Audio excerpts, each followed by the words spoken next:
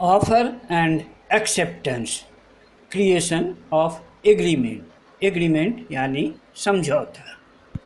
एक कंट्रैक्ट बनने के पहले एक एग्रीमेंट या समझौता बनना जरूरी है। अब हम देखते हैं एग्रीमेंट या समझौता कैसे बने। सबसे पहले कोई पार्टी अपना ऑफर यानी प्रस्ताव या प्रपोजल देगा। तो पहले समझे ऑफर या प्रपोजल क्या है।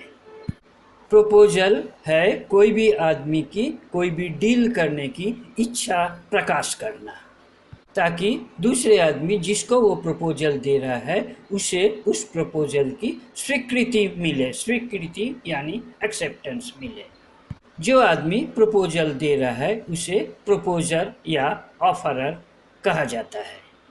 जिस आदमी को प्रपोजल दिया जाता है वो ऑफरी या प्रपोजी कहा जाता है। जैसे कि एक्स एक ऑफर दिया वाई को, वो अपनी गाड़ी 1 लाख रुपया में बेचेगा। यह एक ऑफर है। इस ऑफर में एक्स वाई को अपनी गाड़ी बेचने का इच्छा प्रकाश करता है वाई से स्वीकृति पाने के लिए। एक्स अपनी इच्छा प्रपोजल या ऑफर के थ्रू वाई के पास जाहिर करता है। वाई अगर स्वीकार कर ले तो एग्रीमेंट बन जाएगा। यह हुआ ऑफर या प्रपोजल। एक्सेप्टेंस यानी स्वीकृति। स्वीकृति क्या है? ऑफरर द्वारा ऑफर को मान लेना या एक्सेप्ट करना। जिसको ऑफर दिया गया है केवल वही एक्सेप्ट या स्वीकृति दे सकता है। एक्सेप्टेंस या स्वीकृति देने के बाद वो ऑफर एक एग्रीमेंट बन जाता है। इसका मतलब एग्रीमेंट क्या है? ऑफर की स्वीकृति। स्वीकृति के बाद यानी एग्रीमेंट के बाद ऑफर एक्सेप्टर जो एग्रीमेंट स्वीकार कर लेता है एक्सेप्टर बन जाता है। तो एक एग्रीमेंट के लिए 2 पार्टी कम से कम जरूरी है, एक ऑफरर और एक एक्सेप्टर। एग्रीमेंट के बाद में दोनों पार्टी की ऑब्लिगेशन यानी कर्तव्य या जिम्मेदारी बनती है कि वो दोनों पार्टी एग्रीमेंट की शर्तें पूरी करे। इस कर्तव्य या जिम्मेदारी, एग्रीमेंट पूरी करने की कर्तव्य या जिम्मेदारी को ऑब्लिगेशन कहते हैं। तो ऑब्लिगेशन एक कानूनी जिम्मेदारी है दोनों पार्टियों के लिए कॉन्ट्रैक्ट के टर्म्स के हिसाब से काम करे और कॉन्ट्रैक्ट पूरा करे। आपकी सुविधा के लिए इस वीडियो के नीचे डिस्क्रिप्शन एरिया में प्रत्येक भाग के हाइपरलिंक दिए हैं। कोई भी भाग सीधा पढ़ने के लिए हाइपरलिंक पर क्लिक करें। वीडियो को पुनः शुरू से देखने की जरूरत नहीं। अपनी इच्छा अनुसार कोई भी विशेष अंश आसानी से पुनः देख सकते हैं।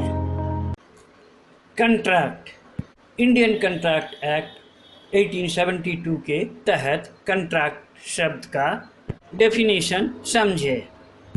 कॉन्ट्रैक्ट क्या है? Contract is an agreement enforceable by law. तो कॉन्ट्रैक्ट एक एग्रीमेंट है। एग्रीमेंट का मतलब हम पहले बता चुके हैं।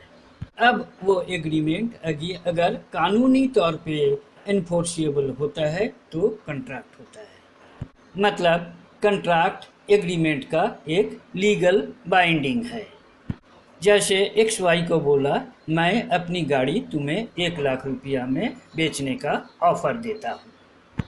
वाई ने कहा सही है, मैंने मान लिया, मैं तुम्हारी गाड़ी खरीदूंगा। अब एक्स और वाई के बीच में यह एग्रीमेंट एक कॉन्ट्रैक्ट बन गया, क्योंकि इसे कानूनी तौर से इन्फोर्स किया जा सकता है। एक्स वाई को गाड़ी बेचने के लिए बाध्य है। वाई एक्स से गाड़ी खरीद कर उसे उसका प्राइस 1 लाख रुपया देने को बाध्य है। अगर एक्स या वाई कोई भी पार्टी कॉन्ट्रैक्ट की शर्त पूरी नहीं करता है तो दूसरी पार्टी कानूनी तहत पर उसके अगेंस्ट में एक्शन ले सकता है। तो देखिए कॉन्ट्रैक्ट के डेफिनीशन के अनुसार कंट्रैक्ट शब्द का अर्थ क्या है? पहले ही बताया गया है, कंट्रैक्ट इज एन एग्रीमेंट। तो पहले एग्रीमेंट होना जरूरी है। हमने पहले ही देखा है कि एग्रीमेंट में एक ऑफर और एक्सेप्टेंस होना जरूरी है, इसलिए कंट्रैक्ट का पहला स्टेप है एग्रीमेंट होना। अब एग्रीमेंट बन जाने से ही कंट्रैक्ट बन जाएगा ऐसा कोई ज़रूरी नहीं है। वह एग्रीमेंट कानूनी तौर पे अगर इन्फोर्सिएबल है तब वो कंट्रैक्ट बन गया। तो हम कह सकते हैं सारे कंट्रैक्ट एग्रीमेंट है, क्योंकि एग्रीमेंट होना कंट्रैक्ट होने का पहला स्टेप है। अगर वो एग्रीमेंट लीगली इन्फोर्सिएबल है तो कंट्रैक्ट है, अगर लीगली इन्फोर्सिएबल नहीं है तो वो एग्रीमेंट ही रह जाएगा, कंट्रैक्ट नहीं बनेगा। एग्रीमेंट या कंट्रैक्ट चाहे वो मौखिक हो या लिखित, दोनों ही कानूनन एक ही रूप से मान्य है। यानी एक कंट्रैक्ट मौखिक या लिखित कोई भी तरह से हो सकता है। वीडियो के नीचे सब्सक्रिप्शन बटन और बेल आइकन अवश्य क्लिक करें। आने वाले सभी नए वीडियो आपको स्वतः मिलते रहेंगे।